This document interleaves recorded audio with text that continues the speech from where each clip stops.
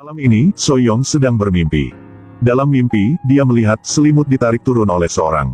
Dua kaki juga mulai diangkat. Kemudian, dia membuat suara sangat malu. Hari berikutnya, setelah bangun, dia masih merasa bingung sedikit. Dia memikir hanya mimpi saja. Tetapi dia mimpi terasa sangat nyata.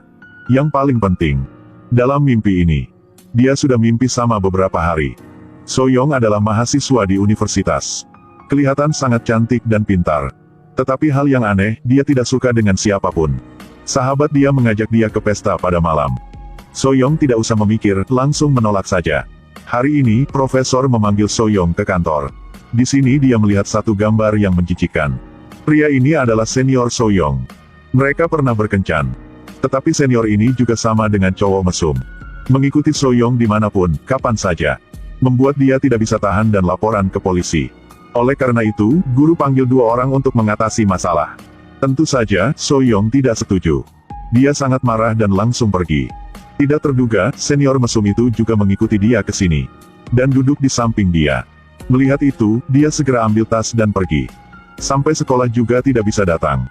Pada malam, ketika dia sedang bekerja. Dalam warung kopi, dia melihat pria mesum itu lagi. Dia takut sampai menjatuhkan secangkir kopi.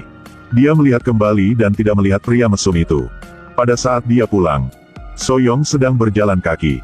Dan dia merasa ada orang di belakang dia. Dia melihat kembali berapa kali. Tetapi tidak ada siapa. Sampai kali terakhir, senior mesum itu sudah di depan wajah. Dia tidak minta maaf. Bahkan dia mau masuk rumah dengan Soyong. Tetapi Soyong sudah tahu orang ini bagaimana. Dan menolak semua. Soyong memikir kekika sampai rumah. Dia bisa aman. Tetapi pada saat dia sedang mandi, dia merasa ada orang di belakang. Seperti ada orang sedang melihat dia. Pada saat ini, senior sedang di luar pintu. Semangat mendengar gerakan di dalam. Pada malam ini, setelah Soyong tidur, dia mulai bermimpi sangat aneh. Setelah bangun, dia memikir. Dalam ini, dia merasa itu adalah penampilan seorang pria. Tetapi dia sudah kunci pintu. Bagaimana pria itu bisa masuk rumah? Soyong melihat keluar. Senior mesum itu masih di luar. Apakah pria itu adalah dia? Soyong tidak ke kampus berapa hari. Sahabat dia sangat khawatir. Dia datang ke rumah Soyong.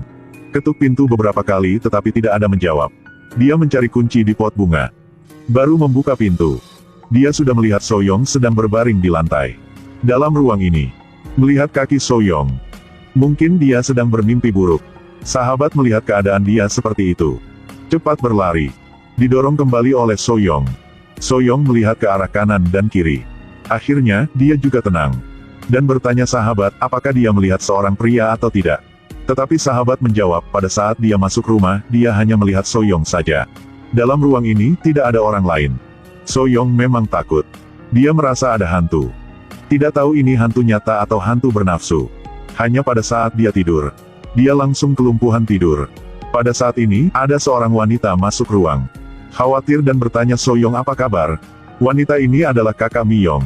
Sebelum Soyong pinsang, sahabat tidak tahu harus melakukan apa. Dia menelpon untuk Miyong. Ketika melihat Miyong, Soyong tidak senang. Mereka sudah lama tidak bertemu sejak orang tua meninggal. Dia harus merawat Soyong. Tetapi setelah Soyong belajar di universitas, Miyong pindah keluar. Meskipun Soyong berusaha menghentikan. Tetapi Miyong tetap pergi. Dan dia tidak mau kenal dengan Soyong lagi. Kemudian dia langsung pergi, hanya Soyong tinggal sendiri saja. Soyong memikir, sekarang Miyong hanya pura-pura. Khawatir tentang dia. Tetapi sahabat berkata, kakak Miyong karena buru-buru datang. Tidak perhatian dan luka kaki. Soyong melihat luka di kaki kakak. Secara aktif, dia perban luka. Miyong minta dia datang ke apartemennya untuk mereka tinggal bersama. Ketika melihat ruang sangat kosong, bahkan televisi juga tidak ada. Akhirnya, Soyong sudah mengerti. Dua orang berbaring bersama di tempat tidur. Ini adalah kesempatan baik untuk mereka berbicara. Tetapi setelah mereka tidur, pintu lift tiba-tiba buka. Apakah hantu itu juga mengikuti Soyong ke sini? Pada hari berikutnya, Soyong pergi ke ruang makan. Miyong sedang siap makanan sarapan, dia kaget ketika melihat perut Soyong. Soyong juga menemukan. Hanya setelah satu malam saja, perut dia tiba-tiba besar. Dua orang cepat datang ke rumah sakit untuk memeriksa. Dokter berkata dia sedang hamil. Sudah hamil 2 bulan. Tetapi dia tidak bisa melihat jantung janin. Kelihatan sama perut kembung. Untuk memeriksa lebih jelas, dokter minta Soyong memeriksa semua tubuh. Pada saat ini, pria mesum itu membuat rencana baru. Dia melihat sudah beberapa Soyong tidak kembali rumah. Jadi dia memanjat jendela untuk masuk dalam ruang. Dan menemukan Soyong sudah pindah. Oleh karena itu, dia mengikuti sahabat Soyong. Mencuri HP dia. Membaca pesan dia dan mencari alamat kakak Miyong. Setelah itu, pada saat kakak Miyong keluar, dia menyelinap untuk mendobrak kunci pintu. Kemudian pesan kamera di ruang. Memang mesum banget. Dia guna cara ini untuk mengawasi semua aktivitas Soyong. Tetapi dia melihat ini. Membuat dia sangat kaget. Soyong baru tidur saja. Dia merasa ada orang menarik celana dia. Mungkin ada orang datang. Dia menemukan di sebelahnya ada seorang pria. Soyong sangat takut dan terbangun. Mungkin dia baru melihat sesuatu yang sangat takut. Pada saat ini, pria mesum juga melihat dia. Ketika melihat keadaan itu, dia segera berdiri dan keluar. Dengan cepat dia datang ke apartemen Miyong. Dia membuka pintu, tangan pegang pisau. Tidak perlu bilang apa, dia langsung masuk kamar Soyong. Tetapi di kamar Soyong tidak ada orang lain. Soyong juga hilang kesadaran. Melihat perut Soyong. Dan pria mesum bingung sampai tengah hari. Siapa? Kelihatan pria ini sangat aneh. Sekarang sahabat Soyong juga sedang berada di sini. Dia segera menelpon polisi. Pria mesum marah sampai gila dan mencari pria itu. Tetapi dia ditangkap oleh polisi. Sebenarnya, Miyong sedang bekerja. Setelah mendengar cerita tentang Soyong, dia langsung pulang. Sangat beruntung, Soyong hanya takut saja. Dia masih aman. Tetapi polisi juga melepaskan pria mesum itu. Bahkan pria mesum itu menelpon untuk Miyong. Dan bertanya pria yang dekat Soyong itu siapa. Miyong mulai marah. Adalah orang mesum seperti Anda baru membuat Soyong seperti itu. Dan mematikan HP. Kemudian, pada malam ini, pria mesum berdiri di belakang Miyong. Mau masuk rumah mereka. Sahabat segera menelpon polisi. Tetapi sudah terlambat. Pria mesum pegang satu pisau. Dan paksa Soyong harus mengikuti dia. Dia mau meninggal bersama Soyong. Pada saat ini, Miyong mau mencegah dia. Mendorong dia jatuh. Mau merebut pisau.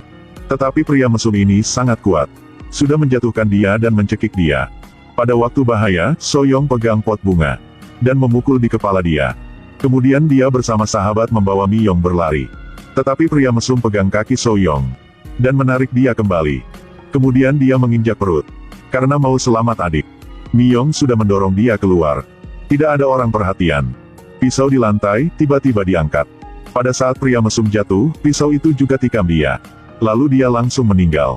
Cerita tentang pria mesum juga selesai. Tetapi Soyong tidak bisa senang. Karena perut dia masih besar. Apakah dia memang hamil dengan hantu? Miyong pegang tangan adik. Dan berjanji, dia akan menjaga dia. Malam ini, Miyong bertemu dengan seorang peramal. Sebenarnya, Miyong sudah diganggu oleh pria mesum. Dia khawatir tentang adik. Jadi dia baru pindah keluar. Tetapi hantu itu tidak pergi bersama dia. Dan terus mengganggu Soyong. Peramal berkata dengan Miyong. Hantu itu tidak bisa hilang. Oleh karena itu, dia memberi cara untuk Soyong. Mencurahkan semua kecantikan untuk orang di keluarga. Jadi dia datang ke satu rumah. Menyalakan lilin dalam kegelapan. Lalu panggil hantu. Dia mau mencurahkan kehidupan untuk hantu mesum. Setelah satu malam bersama hantu, semua hantu akan hilang. Tentu saja, Miyong juga meninggal. Pada hari berikutnya, perut Soyong sudah kembali biasa. Dia kembali kehidupan biasa. Semua orang selalu sibuk. Dia juga ada seorang pacar yang baik. Hanya kadang-kadang, dia melihat penampilan pria itu. Tetapi tidak jelas. Film habis di sini. Setelah menonton film ini, saya ingin mengatakan, kalau pergi keluar sendiri pada malam, wanita harus hati-hati. Harus kunci pintu. Karena pria mesum selalu ada dimanapun. Sampai jumpa lagi.